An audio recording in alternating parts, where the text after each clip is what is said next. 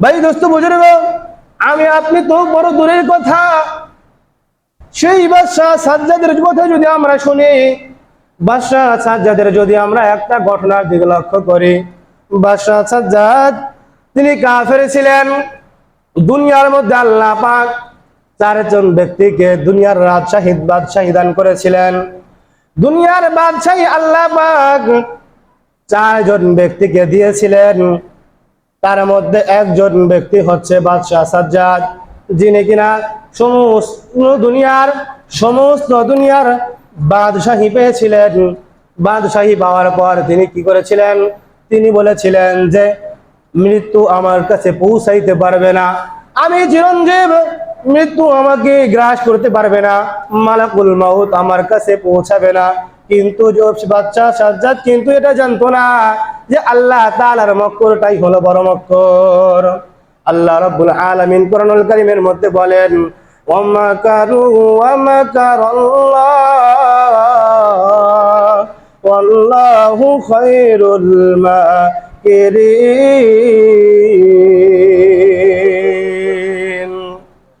जो शख्स यह करता है जे मौत उसके पास नहीं पहुंचता है और उसके पास तो मौत पूछे जाती है, अल्लाह ताला के मक्कर बहुत ज्यादा है। ও ভাই দোস্ত বুজুর্গ, বাদশাহ সাজ্জাদ বলেছিলেন মৃত্যু আমার কাছে পৌঁছাবে না, মৃত্যু আমাকে গ্রাস করতে পারবে না। বাদশাহ সাজ্জাদ এমন ক্ষমতাধারী লোক ছিলেন যিনি কিনা দুনিয়ার বাদশাহী পেয়েছিলেন। দুনিয়ার বাদশাহী পাওয়ার পর তিনি এমন কিছু করেছিলেন যে দুনিয়ার মধ্যে তিনি জান্নাত পয়দা করেছিলেন। কি করেছিলেন? দুনিয়ার মধ্যে তিনি জান্নাত বানিয়েছিলেন। যে তিনি অস্বীকার করেছিলেন যে আমি আল্লাহ রাব্বুল আলামিনের জান্নাতে যেতে চাই না, আমি মৃত্যুবরণ করতে চাই না।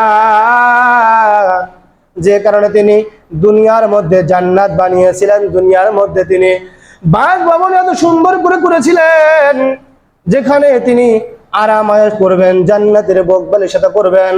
যে কারণে তিনি জান্নাত বানিয়েছিলেন, মৃত্যুকে অস্বীকার করেছিলেন। কিন্তু আল্লাহ রাব্বুল আলামিনের হাসি ঠাট্টা, আল্লাহ তাআলার মকরুরতা তো বহুত জিয়াদা। বাদশাহ সাজ্জাদ যখন জান্নাত বানানো শেষ হয়ে গেল, জান্নাত বানানো শেষ হওয়ার পরে যখন তিনি জান্নাতের মধ্যে প্রবেশ করবেন, এমত অবস্থায় আল্লাহ রাব্বুল আলামিন চাইলেন বাদশাহ সাজ্জাদের মৃত্যু। আল্লাহ রাব্বুল আলামিন মালাকুল মাউতকে পাঠিয়ে দিলেন, যাও যাও, দুনিয়ার মধ্যে আমার অমুক বান্দা বাদশাহ সাজ্জাদ, তিনি দুনিয়ার মধ্যে অনেক রাজত্ব করেছে, অনেক ভোগবিলাসিতা করেছে, আজকে তার সময় শেষ হয়ে গেছে, যাও যাও তাকে ডাক দিয়ে আমার কাছে নিয়ে চলে আসো।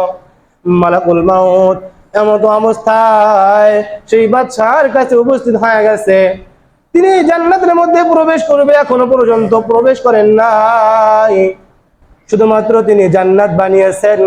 যখন তিনি জান্নাতের মধ্যে প্রবেশ করেন, পূর্বে মালাকুল মাউত এমত অবস্থায় তার কাছে উপস্থিত হয়ে গেছেন। কি হয়েছেন ভাই?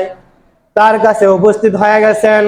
উপস্থিত হওয়ার পরে বলেন, ভাই দোস্ত বুজুর্গ, কথাগুলো দিলের কান্দে শোনেন। বাদশাহ সাজ্জাদকে বলেন, এরে ক্ষমতাধারী বাদশাহ,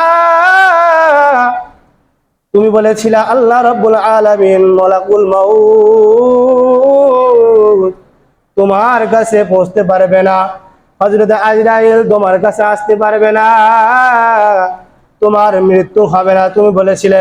কিন্তু আজকে তো তোমার সময় শেষ হয়ে গেছে, আল্লাহ তো আমাকে তোমার কাছে পাঠিয়ে দিয়েছে। আল্লাহ তোমার সময়কে শেষ করে দিয়েছে, তোমার জিন্দেগিকে শেষ করে দিয়েছে। এখন তো আল্লাহ রাব্বুল আলামিন তোমাকে আল্লাহর কাছে নিয়ে যেতে বলেছেন। বাদশাহ সাজ্জাদ ঠিক ওই সময়ও মালাকুল মাউতকে অস্বীকার করেছিলেন। অস্বীকার করা মাত্রই মালাকুল মাউত তার কলবের মধ্যে হাত দিয়ে তার জহুটা বের করে নিয়ে আল্লাহ রাব্বুল আলামিনের দরবারে পৌঁছে গেলেন।